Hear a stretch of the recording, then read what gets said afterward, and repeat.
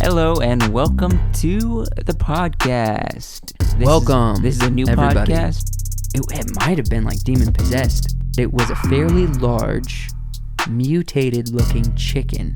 We were born in the north, but we grew up in the south. We learned all of our words from Pennsylvania. And people are like, that's toboggan. That little toboggan Not there. a toboggan. Toboggan is a sled. Okay. 0.3 inches, baby. Dude, I can't take it. Welcome back to this episode of the podcast. This is episode 136. 136. Yeah. Episode 3? Episode 3 of Wyatt being here.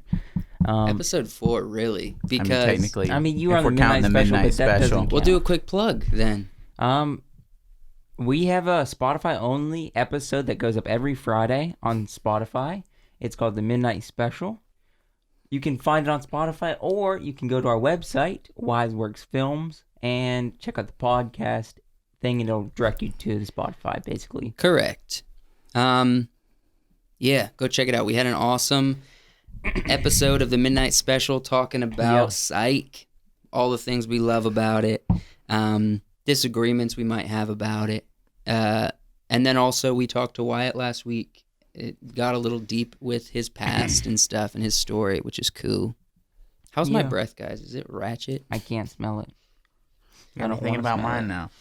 I don't smell people. I haven't around brushed me. my teeth since early this morning.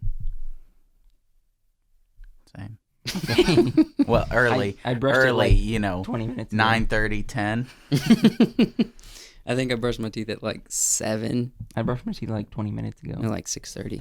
Really? Yeah. I should have did I that. do it every time I come on the podcast because I know we're going to be close. We're going to be in front of a camera. All right, so- I apologize for not being considerate of you when you're being considerate of us. Yeah.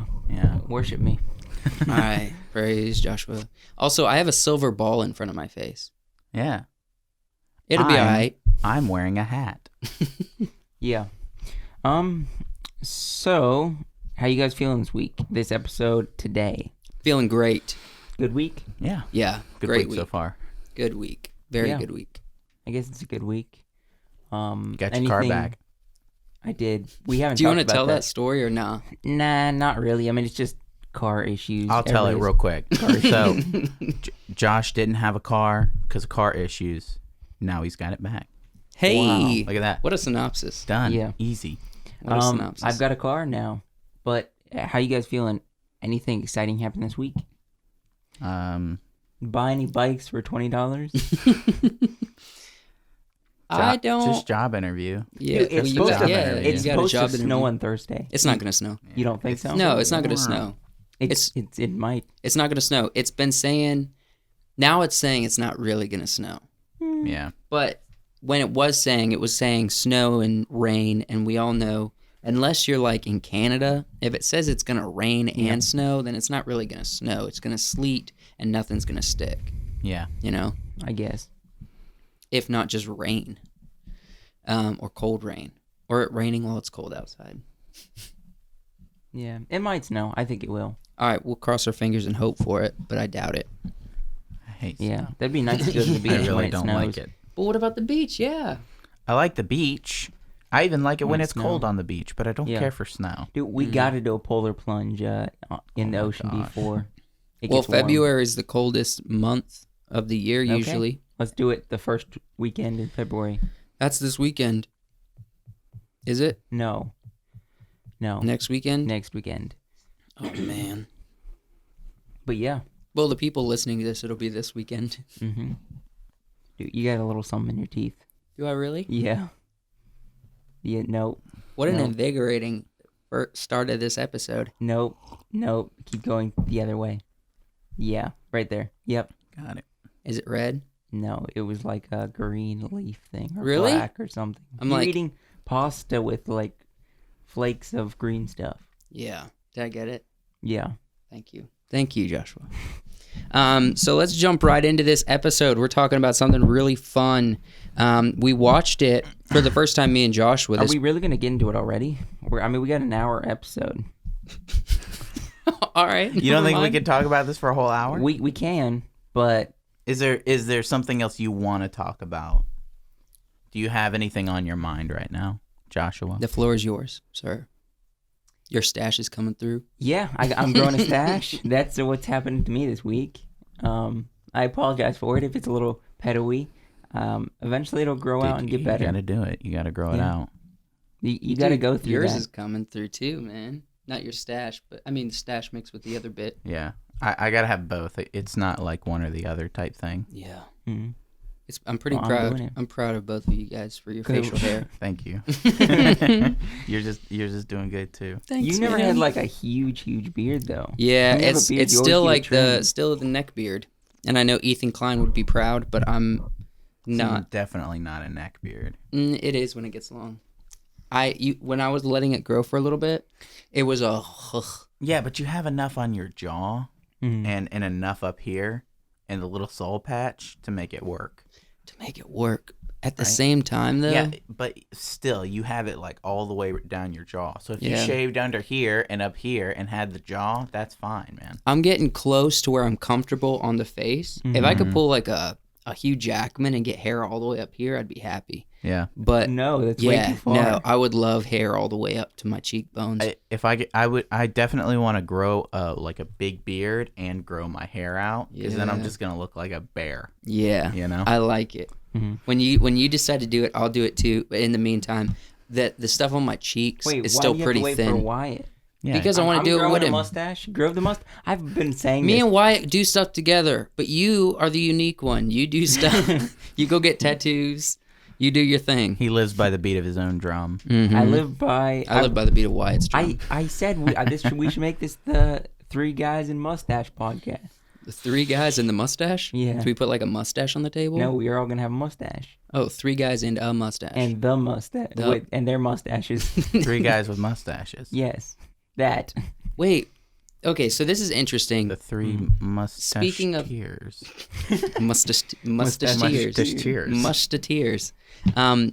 This is interesting. So we've talked about branding a good bit, but we have started a brand. So, we say crazy crack daddies for fun. We? You mean I? You do. I don't say it as often. We kind of also are leaning into this idea of the topic and things of being a geek Yeah. and making a geek out of the people that come and listen to us, because we're going to talk about things. If you're not a geek about something, then maybe our conversation will be like, this is super interesting. I like it. Yeah. I might be a geek myself. And it's because we talk about things that don't really matter but are super interesting. Yeah. Which Right. I guess we'll see as the season progresses, but we've had some deep conversation outside of the podcast that I would like to bring into the podcast. That's Yeah. fine. That's fine. Well, I'll tell you this. I don't think you're going to have as much trouble turning people into geeks because all you have to do is look for something specific, right? Like I looked up a specific line from the movie that we watched and went on forums, and people on forums are like, I mean, there's just thread after thread after thread of them being geeky. People on the internet are sort of embracing it. I think You it's know? a great thing. I really do, especially in today's world, man. We got to have something to care about that's lighthearted and doesn't hold a lot of weight, Right. And even if we aren't like the pinnacle of geeks, like people that know stuff would come to us and be like, you guys don't know nothing. You know what I mean? Right. Where At do least you- we can be a spokesperson and we can have conversations with the true geeks. Yeah. Is that what you were getting at with branding the podcast? Yeah, because you started talking about mustaches. Yeah. Are we going to brand it the Mustache Podcast? I wasn't. No. No, I can brand myself Well, we're as wise. Mustache. We're wise. You Works can brand podcast. yourself as Mustache Man. Okay. Okay. For those of you, if this I might don't be your first understand episode, Why culture has deemed it so unacceptable for a guy to just have a mustache? It's not. It's a just got to be a mustache. good mustache. It's got to be Tom Selleck. It's got to be Captain Hook. Yeah, that's what I'm going for. would Right. you do me a favor, Joshua? Would you pop the audio recorder up on the table over there? It's okay if it's in the shot. I want to keep an eye. Oh, it's right next to me. I'm sorry. My bad. I thought it was on the other side of you. No. I'll just go. Yeah. I just wanted to keep an eye on it. That's all. Why do you feel like you need to keep an eye on it? Well, I'm using a new microphone. I want to make sure everything works well with it. That's all. Right. We don't have to keep talking about it. But oh, crap, I was going to say something. Oh, for those people who this might be your first episode, I think maybe it'd be a good idea to give a quick idea of what this podcast is about. One, it's to follow us along the journey of making films and starting the company Wiseworks. It's what it's always been. It's been us being open and exploring ideas and telling stories and following us along the personal journey of starting a business from scratch. The other thing is a storytelling podcast, and we can tell stories for ourselves. We can talk to other people who have cool stories and experience life vicariously through their verbal communication. And then the other part is a geek podcast where we talk about things that are fun. Yeah. So if this is new, welcome. We're glad you're here. Yeah. So I've got my saying, crazy crack daddy. Yep. I'm gonna have the mustache. What do you guys got? What do you guys got for us? I would like to eventually brand myself in a way that I dress like a modern day pirate. Well, you got to do it. You got to put one step into it. I'm stepping into it. I What's just don't your have step? enough paraphernalia. I'd like to start wearing like an actual gold chain with a piece of 8 that has meaning to me around my neck. Okay. I'd like to wear shirts that have like half button ups kind of thing where I can button them up and leave a little bit of chesticles showing. Maybe a slight tattoo poking So out. basically every artsy director kind of look. Yeah. But maybe I also might get some puffy sleeves in a very tasteful modern way. Okay. Ooh. Like a white shirt with like That's, You know what? Maybe not puffy, but with a little bit of embroidery at the end. yeah, You know, a little embroidery. Maybe just a hint, just a slight. Wear like Yeah. leather vest pullovers. Yeah. You know, What's the first step to do that? Very though? sort of. I need to buy it. is Han what I need to do. Solo. Kind of, yeah. So you gonna buy this?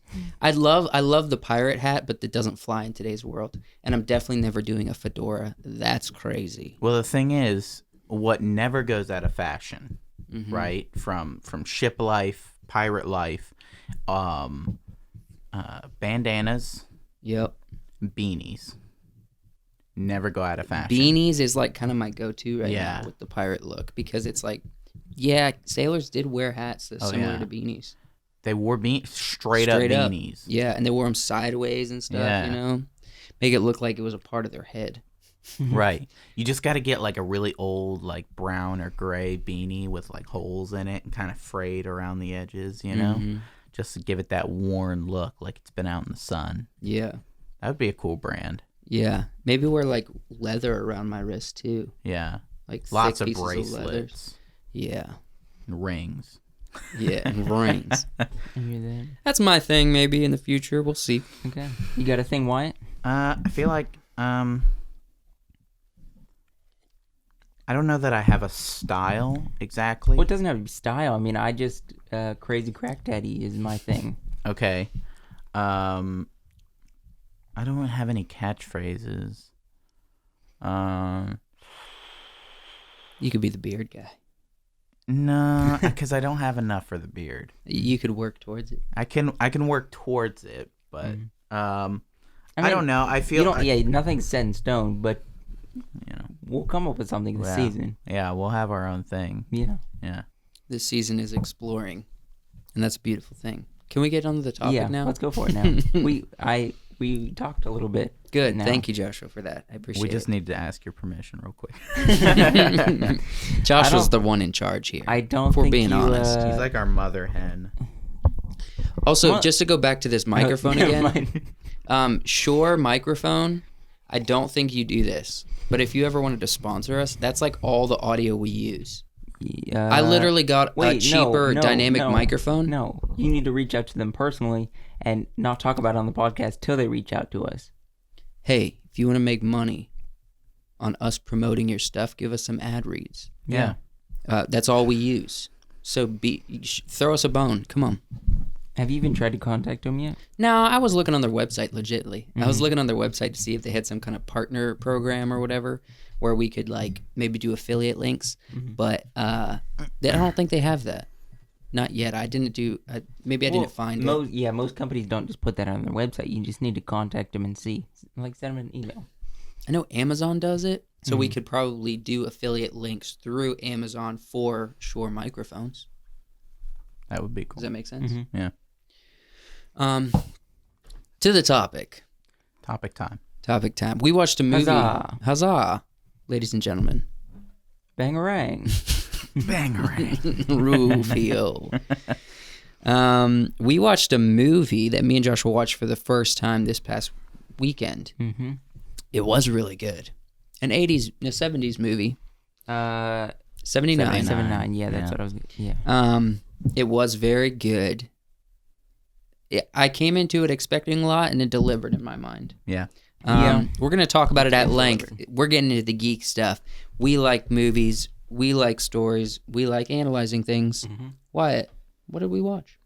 We watched a film called, and I'd like to specify, I don't call things films unless I feel like there's, I feel like there's like an artistic So you're calling this a film? thing to it. Yeah. Okay. This is it's very much a film. I agree with you. It's almost an art piece. There's some bits and pieces that are kind of hammy. What would you just call like not a film, but it technically is under the genre of film? Like I don't know. like a comedy, like No. Well, Peter something like- McKinnon calls what he does films, and Right. he's a filmmaker, but he doesn't really make films. Would you consider, I don't know. I wouldn't call I don't know why like this is I popping would. in my head, like The Sandlot. Yeah, that's a film. Yeah, okay, so I it's would got consider that a artistic. film. Well, because that one has, and it also has nostalgia wrapped around it. Okay. But I don't know that I would call like Avengers: Age of Ultron a film. That's a movie, Okay, right? Interesting. I feel like it's a long form TV show. I know it's not under No, the no, category of TV show, but it kind of is. I'm not with- talking about the Marvel Cinematic Universe, Well, right? we Which went I on would it. categorize as something different. We went on a tangent. You want to say what we watched? No. Yeah. I'm sorry. Yeah.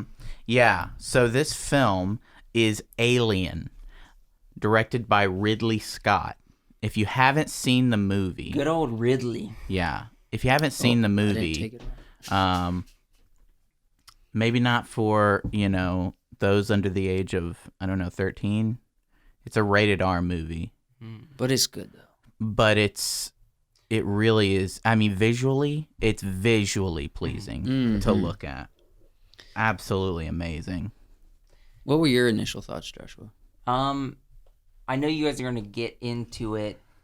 My opinion on films in general, especially when I think of this specific topic, I'm thinking of like Lord of the Rings. The first, or basically all the Lord of the Rings, they're very, they don't use as much animation. It's more, what did you guys call Practical it? effects. Practical effects.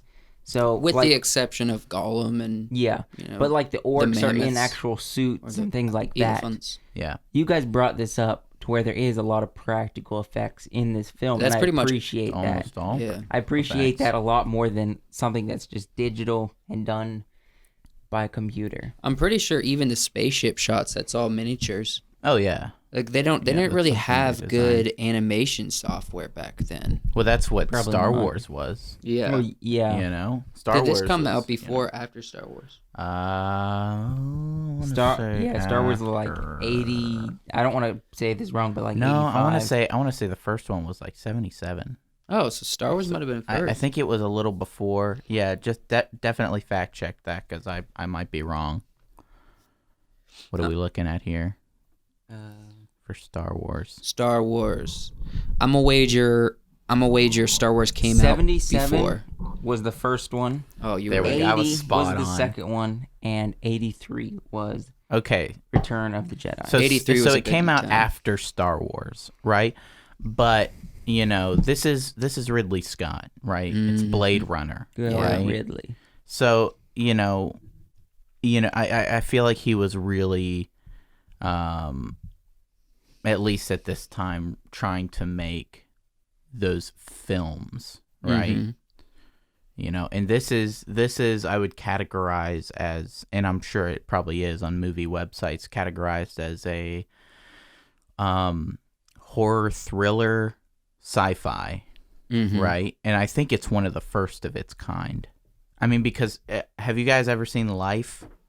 No. Okay, so it's got Jake Gyllenhaal and Ryan Reynolds and some other big names, and it's on a spaceship orbiting Earth, and they find life, right? And it's essentially the same premise as this movie, and it is good. Oh, I remember seeing ads I would for say, this. I would say watch it because it is good, but it's not this, right? This is first of its kind. Man, Jaws came out before this also, didn't it? This is almost like the space Jaws, you know?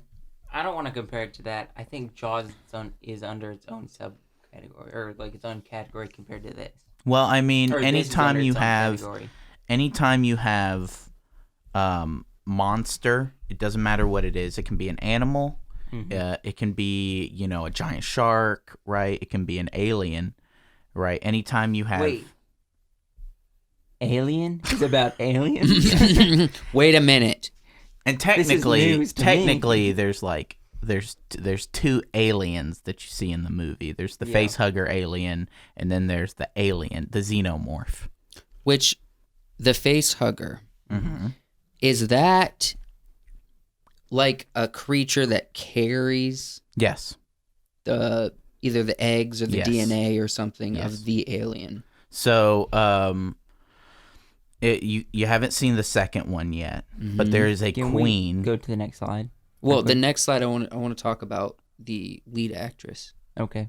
So there's a queen, because that's the next. and the queen lays the face hugger eggs, right? And from what I've read of people theorizing or whatever Ridley Scott has said, or if there's like one xenomorph, right, it'll sort of, I guess, morph into the queen, right? If there's no queen present, and start laying face hugger eggs. Gotcha. Which I guess we'll learn more about that when we see the second. Yeah, you will. Go ahead, Josh. I don't know. I would just... I feel like you're waiting to talk. No, I was going to go in a different direction, not talk about the alien as much, and call them out for the tropes that they put through in the movie. That's Which like one what to say. specifically? There's a lot of them. The sexualizing the female actor, or the token black dude, or just those type of things they kind of just threw in there. I know it was back in the day, so those were still common occurrence things, but Yeah. They I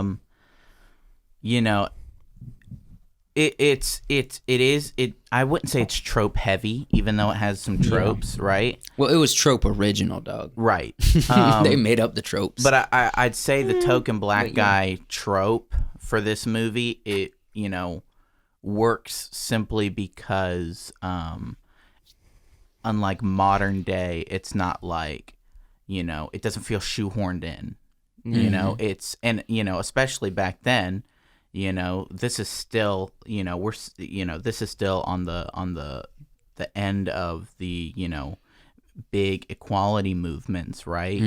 And is that why? And I didn't even notice this until you just said that. Is that why do you think he brought up so often that he wasn't getting paid the full amount like everybody else? No, because he doesn't feel like he's an unequal member because he's black. It feels like he's he's Why did he keep bringing that up then? Because he and the other maintenance guy, the other crew, I guess they were like maintenance crew, like working on the engines and stuff, right? And they get a lower cut, because they aren't. I guess they probably don't have the space knowledge, right? You probably have to go to academy, and so that you can learn how to fly a ship, and you can learn how to navigate space. They don't have to know that; they just have to know how to fix the stuff, right?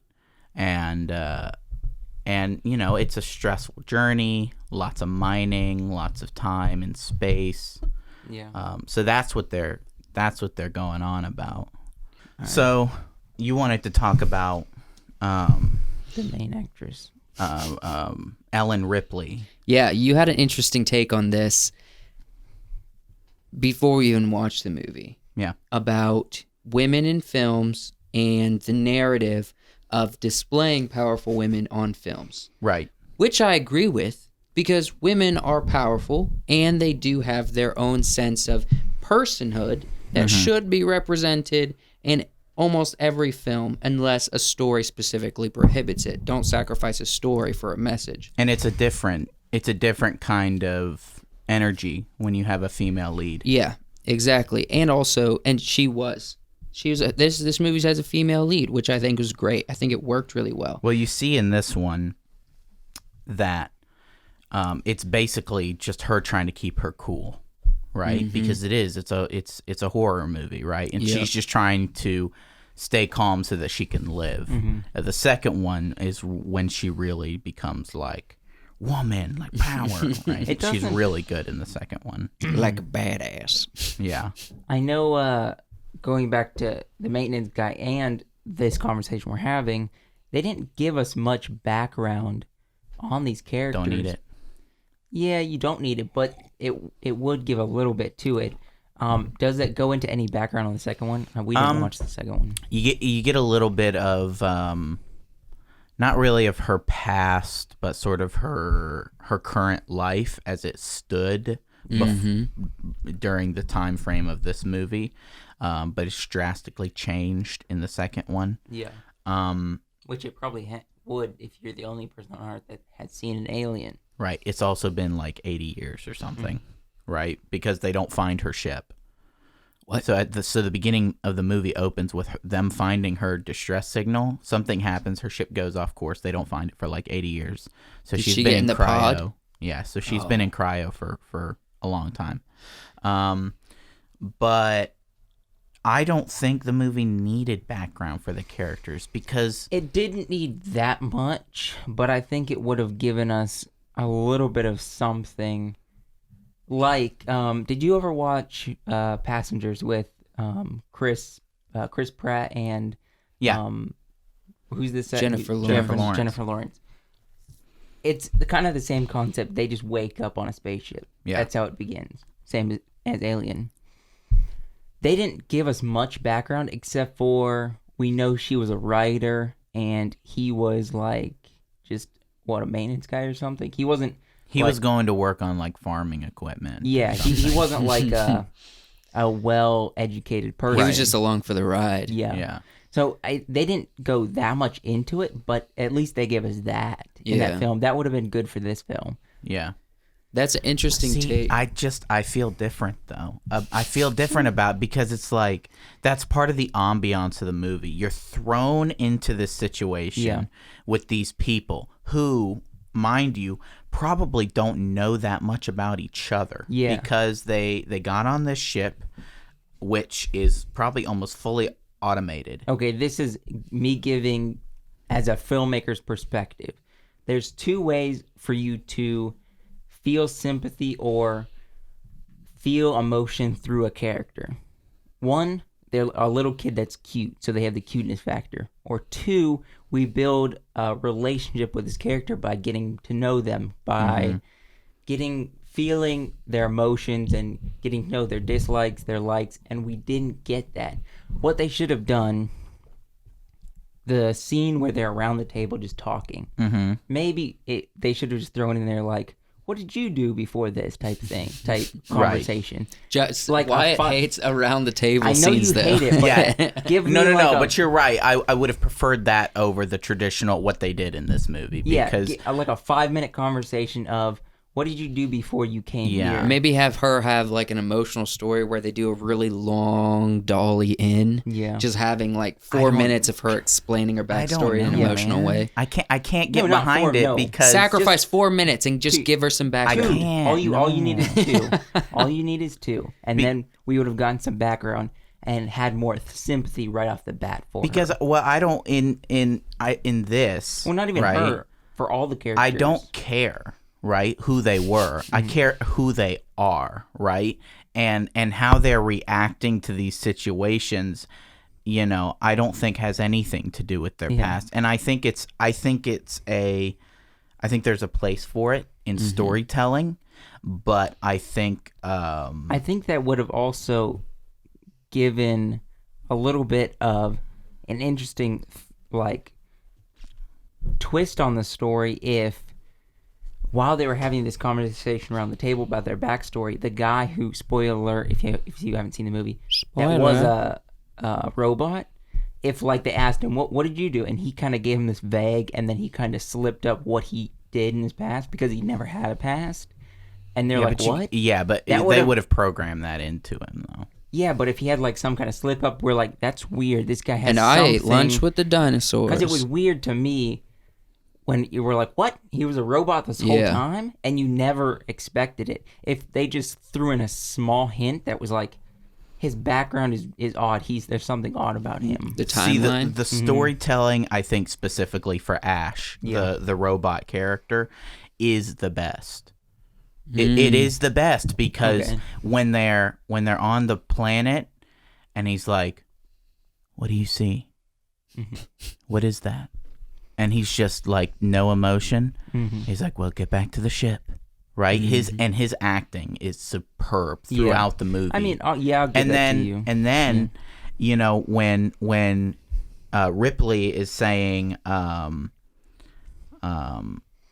don't get confused. Her name is Ripley. The director is Ridley, right? No, I was about to say that. So Ripley is saying he has to be quarantined for 24 hours because we don't know if there's some sort of bacteria. We don't know what this creature is. And Ash just opens the door. Yeah. Right? Just does it. And then throughout orders basically. Throughout, if you watch his character, right, and the way he reacts to things and the way he'll side glance at people, almost like he's trying to gauge what they're thinking. Okay. Right? Maybe almost I need to watch it again. And one of the forums I went on, somebody mentioned it's almost like a child, right? The way he looks at people. Just dead in the face to gauge their reaction.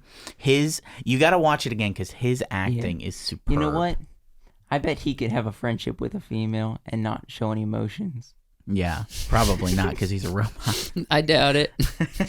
I doubt it. He'd try to hold her hand and start sweating milk. I disagree. So, but I think Ellen's character shines through Sigourney Weaver, who plays Ellen Ripley, because you know you from the beginning, she's, I guess, almost sort of like suspicious, right? Because her acting indicates like, you know, she's calm, but it's almost like a inquisitive calm, like a what's going on right now. I'm not, you know. Almost like she's been trained to be calm. Right. Well, she would have to be if she's like the first mate. Yeah. Or she's not really, but when she says to Ash when they're during the quarantine scene, she says when Kane and the captain, I forget his name, when they're off ship, I'm in charge, and he just directly disobeys her. Just throughout, she maintains her cool even in the end, right, when she's very, very frantic. It's fantastic. What did you think? You're kind of being a little quiet here. I'm just listening. I think it's very interesting. Her character came through really real. The biggest thing I noticed was real. So she wasn't fake. Not fake at all. Okay. When I say that she came off as it felt like it was a part of her training, what I mean is that's literally what spoke to me in the moment when I first saw her reaction to something. Like when she found out that the face hugger alien was, they got exposed, the dude's like in a coma or something, and she's just like, we have a process we need to go through, and she's like keeping her cool. In most cases, any human's gonna be like, what the heck just happened, man? Like, what's going on? Like, tell me more. I haven't seen it yet. She's like, chill. And she was the first one once it detached from his face. She was the first one to go in the room, wasn't she? There were 3 of them. It was the captain, but she was kind of Ash, and walking her. into the room the first. Yeah, it actually lands on her head, I believe, and she does freak out there, but anyone would. Yeah, but look at her face right now in this picture. Yeah, That's literally, it's stone cold, observant, and like ready to fight. And she's always Sigourney Weaver has always played these kinds of characters, except in I guess Galaxy Quest, where she played kind of the ditzy blonde character, who even then was a very straightforward character, very forthright character. Yeah. But she said in the Galaxy Quest documentary, she was like, it was really fun to sort of, I play these more serious roles, and then to play, sort of a more lighthearted, kind of girly character. She's like, I really enjoyed it. I wish I could play more of those. Right? Well, she does well in the serious. Yeah. And that goes well. She plays and probably is a very strong woman, which these shine through and are a lot more influencing to me, more than like, and we're gonna hate on it because they do it for a message and everything. But the Wonder Woman movies, yeah. I mean, we've talked about it. What do we? No, I wouldn't talk about that much. Not here on the podcast. Okay, what do we talk about then? It's just we talk about how. What Well, about the Wonder first Woman? Wonder Woman did not land at all. What do you mean by Gal Gadot's Wonder Woman, the one that came out a couple years ago? Mm-hmm. It wasn't a good movie, and I know she's a superhero, but it just didn't feel like there was much behind it. There wasn't good character development. There was weird moments of them trying to shove in It's like, this narrative look of how girl strong power. she is. Look how strong she is. Look how strong she is. She's a freaking superhuman. How is Yeah. she not going to be strong? Yeah, you don't have to keep saying it.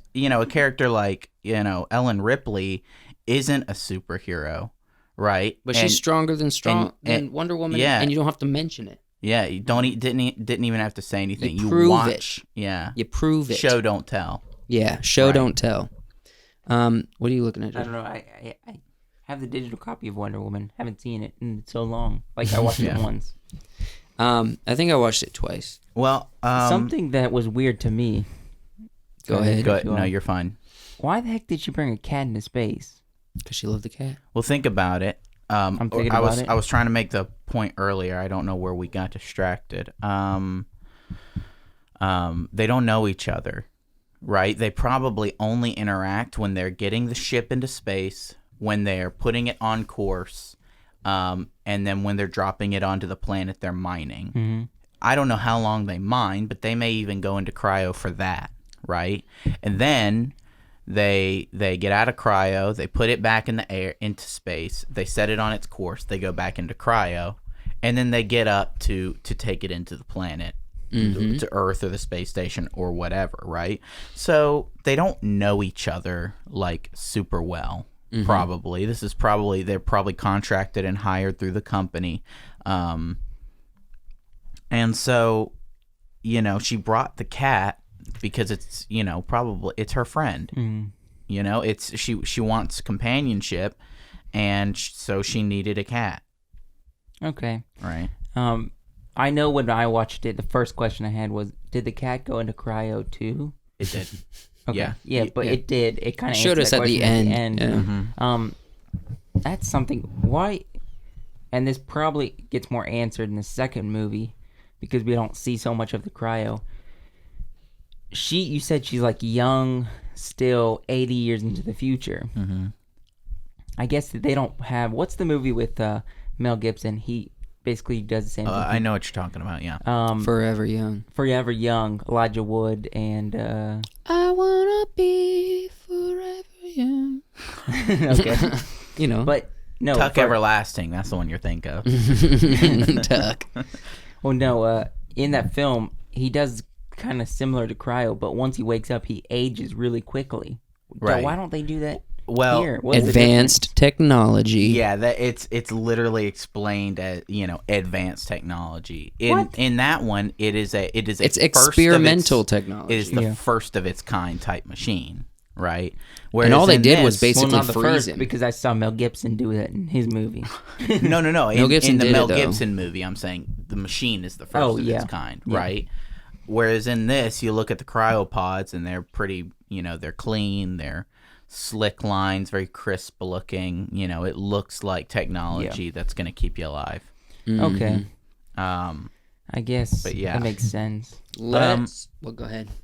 well, what are you wanting to move on to? I was gonna say we should talk about the alien. Okay. Okay. Yeah, why did it grow so fast? That was weird. I was not expecting that. I would say that is simply, we need the villain, Okay. right? We And have the setup. How did it grow? Did it eat stuff on the ship? No, it just growed? grew It just and then shed grew its out of- skin. Yeah, Air? It just ate air and grew? yeah, it just grew super fast. Well, I mean, it gestated for like a day. Mm-hmm. It didn't take long, so obviously they grow really fast. I guess. I think this might be one of the most interesting adaptations of an alien ever. It's super creepy to look at. Yeah, no eyes. Can't see No it. eyes, wide mouth, Mm-hmm. a tail that's haunting, man. Oh yeah. The tail is crazy. It almost Teeth looks of, robotic, but silver. it's Metal not. teeth. Yeah. Yeah, it almost looks robotic, but it's more skeleton. It probably in is some robotic, fashion though. than it is like guts. Well, I guess it's mostly again fan theory type stuff based on the suit that they put onto the person in the original movie. I would But love to play that character. there's almost when you look at it, if you see a full body shot, right, of pictures they took on set, it almost has a it's got like tubes coming out of its back, and that one specifically, the original, almost looks biomechanical. Like it's got some sort of like its body almost has Wires and more tubes. more like robotic-ish features, but that could simply be from the costume Yeah. aspects. Because in this one, this is a pic actually from the most recent Alien movie, which was terrible, Does Resurrection. And I'm it gonna looks, I'm gonna look up. Do you happen to know? Maybe you do without me looking it up. Who created the costumes or the suit for this? No. While he's looking it up, I'm gonna say, I think. Okay, look. What's the next slide, real quick? I think we Also- should talk about the chest bursters. Well, real quick about the alien, Let me go back. it doesn't eat people. Yeah. You notice when it opens its mouth, it has a little tiny mouth in there, right? That extends and kills, right? Because like, Right. So how does it? I don't think it I don't think it eats people, right? What? And actually, you see what it does with the people in the second movie. and what is that? I think they may eat people. No, they take them back to the queen, so that They're can like bees. so they can put chest bursters or face huggers on them to grow more. John Malo. What's he involved in? Malo Molo. Okay. or Malo? Saying it was like Japanese inspired. Yeah.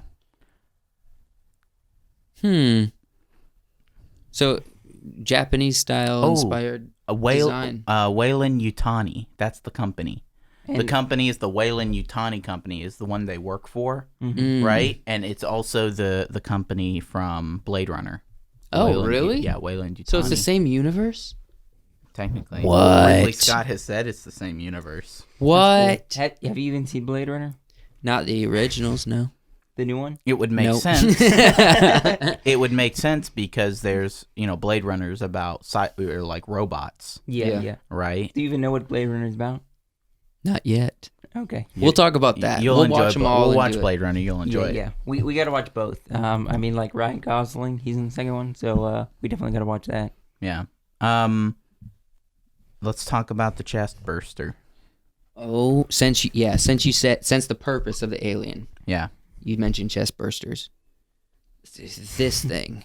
That thing. Frickin'. So that's the baby version of the alien. Yeah. Super creepy. Right. Along with this, let's preface this with talking about the practical effects in this film. Yeah. Which we kind of already did, but We kind of already did. talk about it with Practical with the effects in this chest movie burster. are great. Yeah, when they're after he detaches himself from the face and they're dissecting it, that was gross. Yeah, because it looked real. Yeah. The face hugger looks like a real creature. Yeah. The way its little tail wraps around Kane's neck. And it's just... Yeah, and it's Good old Kane. Yeah. Man, Kane. But, so all of the sliminess, the grossness, the movement of these little creatures, like the chest burster. I mean, that's got to be robotic or puppeted or something, right? Yeah. It's quite crazy why we've moved away in cinema. Crazy. Why we're like, okay, yeah, we'll put a little practical, in a gunshot wound, put a little practical effect on it. Well, But then you look because at it's like cheaper. yeah, but then you look at like the Patriot, and they're like slow motion. You got boom, Yeah. and all that's practical effects.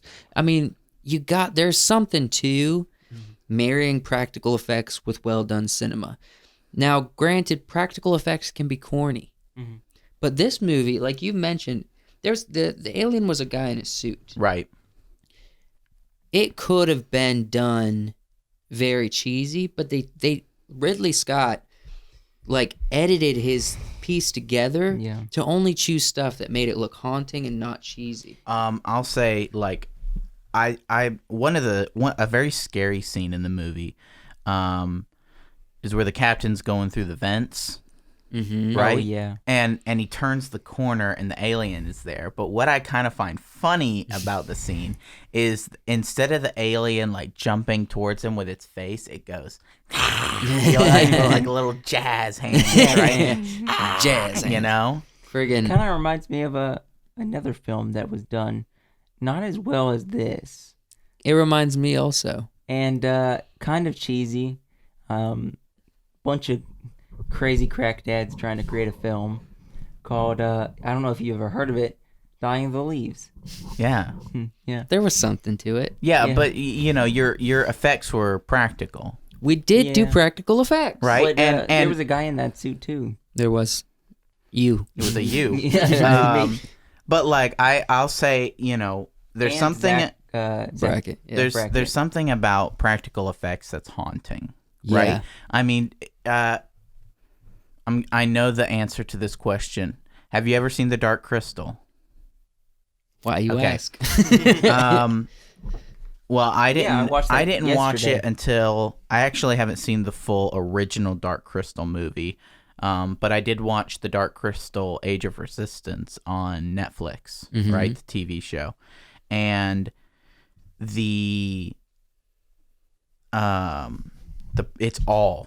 it's almost all practical. They're puppets. The entire movie is puppets, right? Yeah.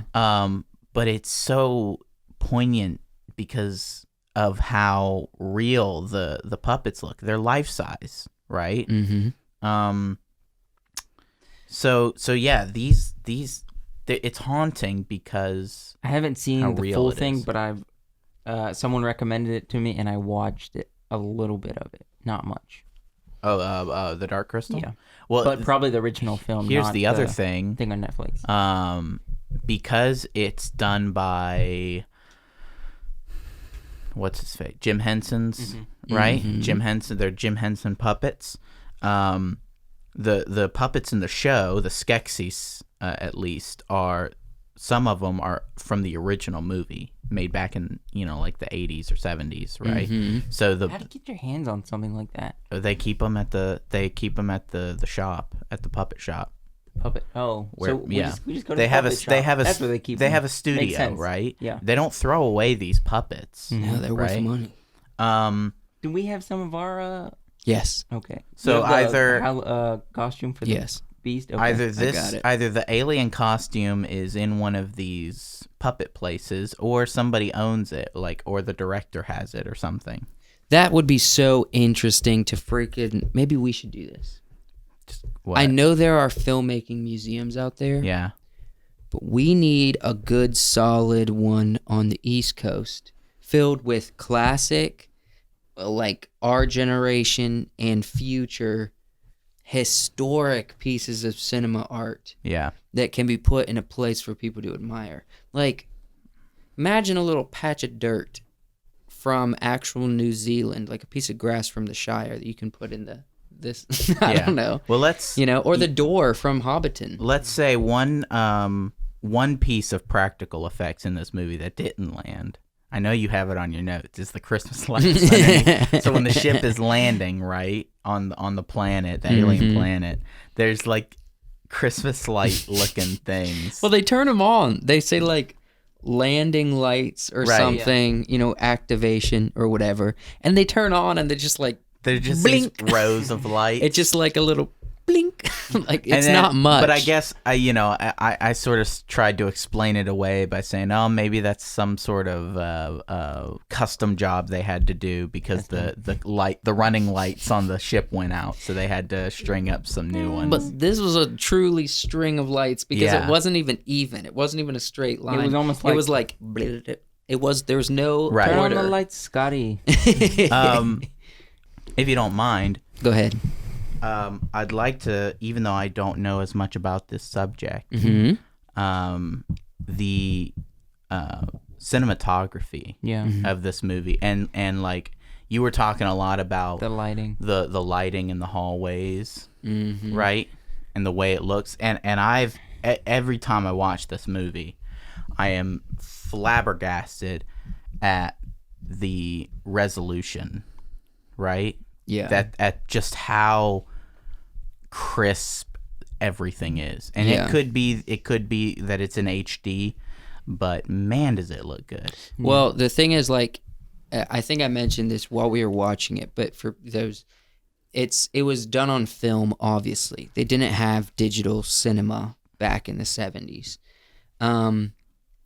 If you can remaster, the thing is, like, when we received VHS tapes or DVD copies, even, it downsized the resolution in a big way, in a really big way. Right.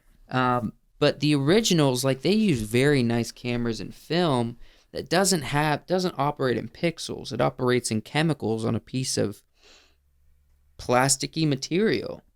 And essentially, if you don't expose it to light or damage it in any way, you can blow it up to as big as you need to, and it doesn't really lose resolution. Eventually, you have to turn that into something that's going to limit the resolution. But now with modern technology, they must have had to remastered. Yeah, in some because way. I mean, it looks like you could feel the texture of the walls or of the anything that you see in the image. Because if you got that same movie on VHS, I mean, what we saw was probably what people were seeing in theaters back then. Yeah, but you couldn't get that on a VHS. But I mean, like, the scene where the one character walks into the big room with the dripping, with the chains, right? That looks so good. The water, the drips and droplets. Anytime there's droplets like really close, it looks so good. You know? And the lighting you mentioned. First off, I'm sure it was just a big set with a bunch of rooms, or maybe even a medium or small set that they just keep putting new stuff in those rooms. If they were on a lower budget. Either way, the lighting setup they had must have taken a lot of planning and a lot of work to get done. Because the thing is, you can light something as simple as just a person in a scene, and that can take up to an hour and a half just to get the lighting right, which they did a lot in this movie. I'm curious, how long did it take to make the movie? Oh, I have no idea. Probably at least a year. No, more than that. I mean, this is back in the day when things took a lot longer. Yeah. So the budget was $11 million. That's pretty small. Yeah. So. Does it say how long it took for them to film it? But the lighting. Let me look. okay, if you watch it, obviously supposed to be in space, in a spaceship. Everything is coming from the spaceship, all the light sources. Mm-hmm. And it's also set up to where it's not like we just have in a room, you don't just have like a light on the ceiling that lights it up. Now there are safety precautions in ships and stuff, and it's similar you find in airplanes. You got to have lights on the floors, things like that, for it to feel realistic.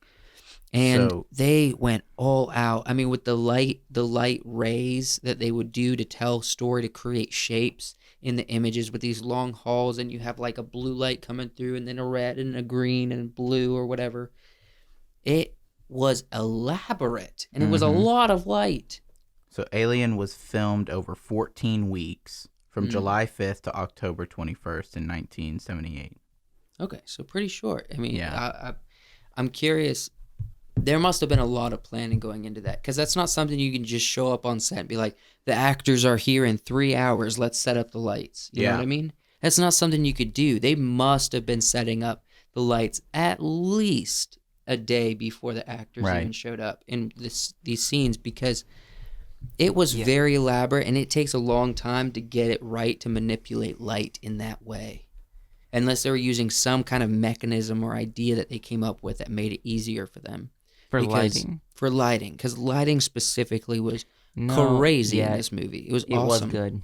It was really clear. Yeah. And lighting is what makes things, is just as much as storytelling as the writing and dialogue and actors themselves, you know? I don't know, though. I think it was a combination between the set design and like the lighting crew, or someone who's in charge of lighting, that got together and made the sets good, because it was all sets. Well, a good gaffer can come in and just be like, see the set. He's doing some gaffing. He's gaffing away. Gaffing up that place.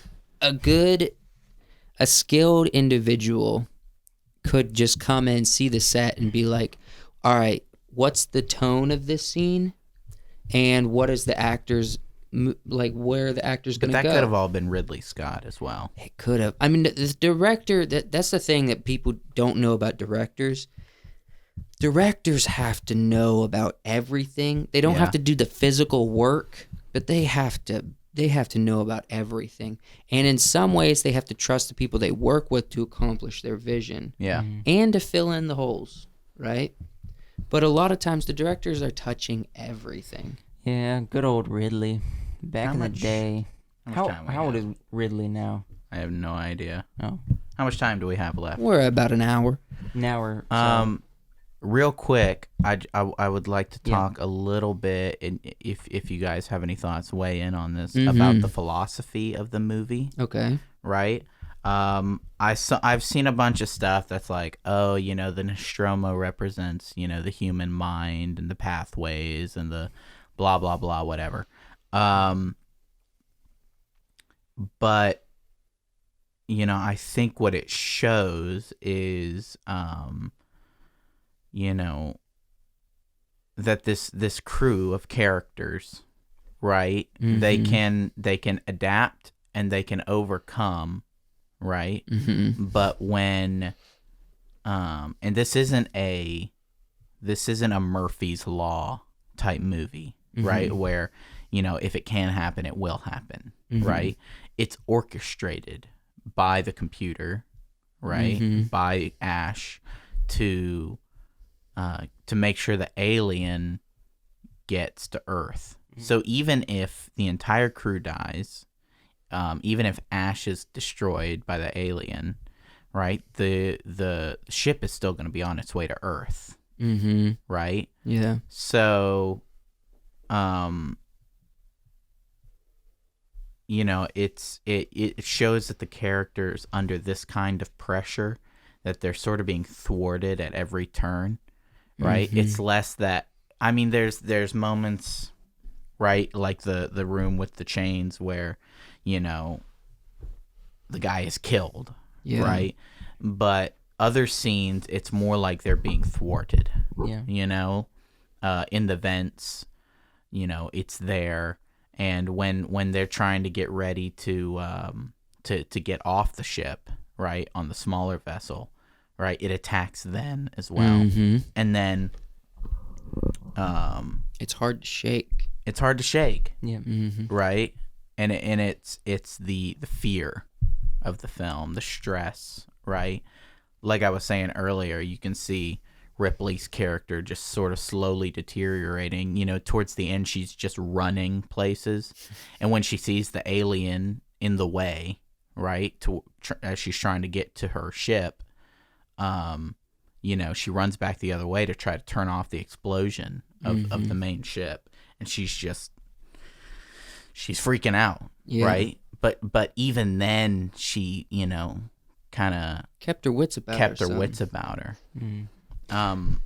Yeah, yeah, probably what you're saying, but I also think there's a deeper thing that's just we got parasites in all of us, and we Yeah. better watch out Yeah, because they might come a through parasite. your chest If you let the parasite in, it can destroy or go through your everything. chest. Yeah.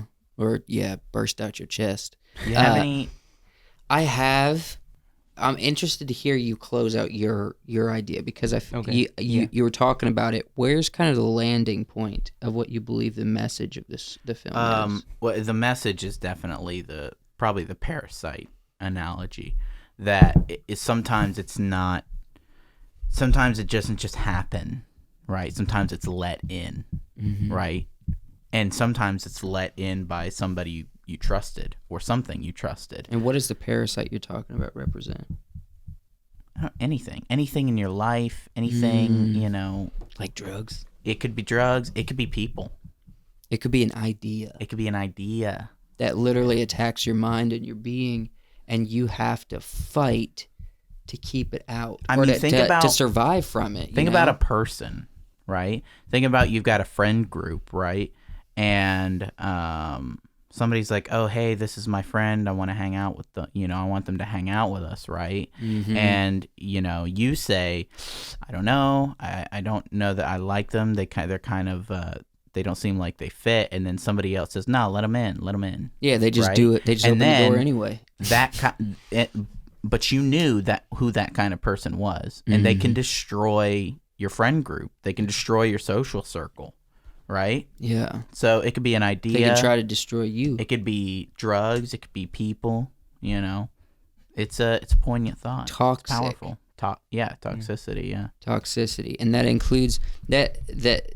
I was very much along the same thing. Now, when you mentioned people talking about the brain, that's interesting because I had a similar idea about why I mentioned ideas is because I think it really resonates on many levels. You know, they went to a place they were unfamiliar with. They caught an idea against their will, but now it's there and it's latched onto them. You know, sometimes our ideas, we can't shake them, and they can shake us to our core, or something we learn or someone tells us, and they can shake us to our core, and we have to essentially fight them off, but they're happening. They happen to us against our will, like you said, but they're all happening in our space. Yeah.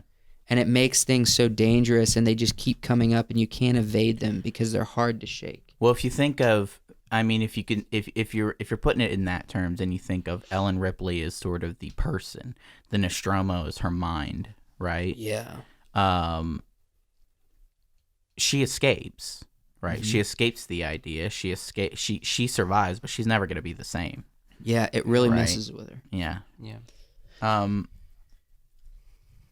And then I guess, did you have any favorite lines? Because I do. I have favorite lines from the movie. I guess. Granted, I've seen the movie a couple times. Yeah, I didn't. Nothing stuck out right off the bat. What was it that one dude said with the nose? He just kept repeating. Right. Right. Right. Yeah. That was my favorite. Yeah. Nothing. Yeah, I guess I could add to what you guys are saying with the mindset. There's a lot of people around you, but they could be fake. They could be robots. So watch for those fake people. This guy. I have. No, that's true. You're a robot. You're a robot. Probably. I live with him. He is a robot now. Yeah, you didn't see me charging my batteries earlier. I handed you those. Oh, yeah. Hey, give me my batteries. So my favorite line of the movie is when they destroy Ash, right?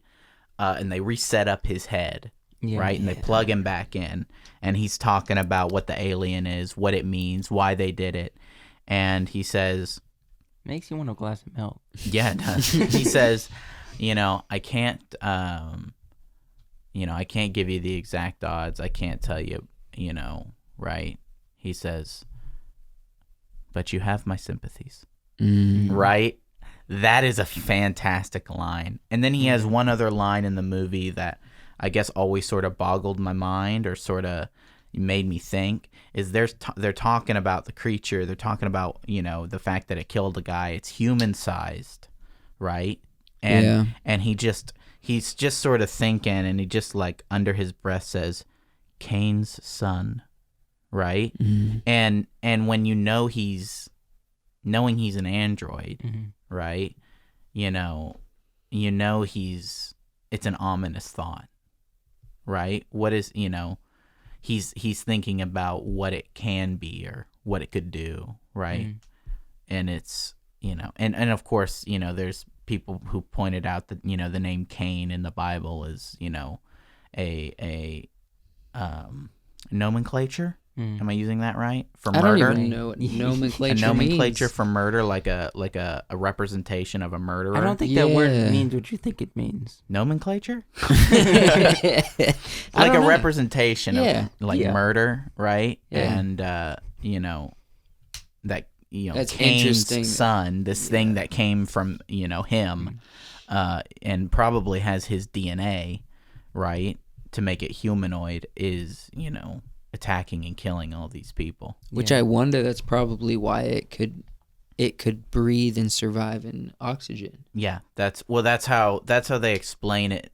They explain either in later movies or in forums and lore and whatever, that they take on the DNA of the host, so that they can survive in the conditions that creature survives in. Yeah. And speaking of Kane's son, this is a birth picture. Yeah, it really was. It's a But gruesome, terrifying It scene. came out of his chest. It ripped him open and killed him. Yeah, that is true. You guys ready to end this thing, or you want to keep going? We can end it off. What do you think, Wyatt? Any other thoughts? Oh, who would smoke in a spaceship? That stuck out to me right away. I was like 70s, early 80s. It makes sense, but who would smoke? I clarified this though. We're in the future, right? Where this kind of technology is commonplace, right? Where the kind of work they're doing is nitty gritty, right? Where they're on a highly advanced technical marvel, right? This is their work conditions. When people are on the construction site, you see them, they're standing around, they're smoking, right? It's not a hospital, There are parts of it that are a hospital and parts of it that are very clean, right? But you see them smoking in their quarters. They're smoking in the kitchen area, right? The ship would be designed for filtering that kind of stuff. People gotta get their nicotine. I think what it shows, that specifically, what it shows is that these are just people. Right. Okay. Came from the same place. They need their dried out tobacco leaves. Yeah. Some of them need cigarettes. Some of them need a cat. Some of them need food. They need their gum. Some of them need their gum. And friggin' some of them need milk. Milk. If did you notice that when he's talking to Ripley, he's standing there and she's like, "Why'd you open the door, Ash?" And he's like, "Oh well, and he's talking to her and he's drinking milk. Nuh-uh. He is drinking milk. Yeah. Man, that guy's just so milky. You don't think about maybe it. he was drinking milk and that's what set him off. He like Well, you don't he was think trying to be about it. human like, and he's like drinking milk. He's like, this is what they drink. You don't think He's you don't screwing think up that the you don't insides. think that maybe he is, refueling, right? With milk. With the stuff that he puts in his body. It looks like milk, Yeah, that looks like milk. and it pours out of him. Oh man. Yeah. He's like, when he opened his eyes, and he was like, Yeah. it freaking. I was That's like, such a funny "Ew." transition to me because they go from puppet head, right? And they're like Ash, right? And then you see the screen change a little bit as somebody walks in front, and it's definitely more human. He's like It's like he's trying to talk right away. went from puppet to He's just pouring out of his mouth. human. The head, human Yeah. head. Practical effects, ladies and gentlemen. Ladies and gentlemen, Let's do a quick plug for stuff. Sound good? ladies and gentlemen, that was the episode of the Wiseworks podcast. We have a show on Spotify called The Midnight Special. Comes out every Friday at 10 a.m. and 10 p.m. p.m., not a.m. Yep. We also have a website, Wiseworks Films. There's a lot of subcategories there. You can go see freelance work that we do, films we have done, podcast stuff. But Create. go to the podcast category. That's pretty cool. You can check that out. Yeah. And we also, what else do we do? We also have Instagram, Facebook, and all that jazz. Yeah. We have a channel called Wiseworks Create where we actually are we going to release the video at this point? I think it'll be released at this point. So I'm at this thinking. point, we are releasing a video we did with a mural artist named, what is her name? I didn't film with her. Amy Bruce. Amy Bruce, here local to Virginia Beach. And go watch that. Pretty You cool. can go check out. I think it's I everything. think you got it Yeah. all, man. I think that you're gonna get over. People are gonna get overwhelmed thinking, past he's this like, point. He's like, "Do we have more? something else. We have a Patreon, but no one's there." We got never mind. Do we really? We do, but Wow. it's plans for the future. There's nothing on it yet. Wiseworks ENT. No, I sure hope not. I made it a while ago. Anywho, thank you guys for listening. We're very happy, and we hope that you enjoyed this conversation about Alien. Leave a comment if you like us to watch and talk about movies in the future. Aliens. Aliens. The sequel. Yeah, or maybe Primal Fear. maybe Maybe. I don't know. I want to watch Primal Fear. Let us know if you've seen Primal Fear and you're interested. If you've never heard of it, let us know also. Yeah, It'll we're help gonna us do it gauge. anyway. It'll help us gauge. Probably, Right. maybe not. Anyways, subscribe to the YouTube channel, follow the Spotify, keep an eye out for when we eventually get on Apple Podcasts. And when we do, go follow us there. Thank you for listening. Thank you. This has been an episode of the Wiseworks podcast. We're here to make geeks out of you. You gonna say that? All right. Good day, good night, and have a good morning. Pluto.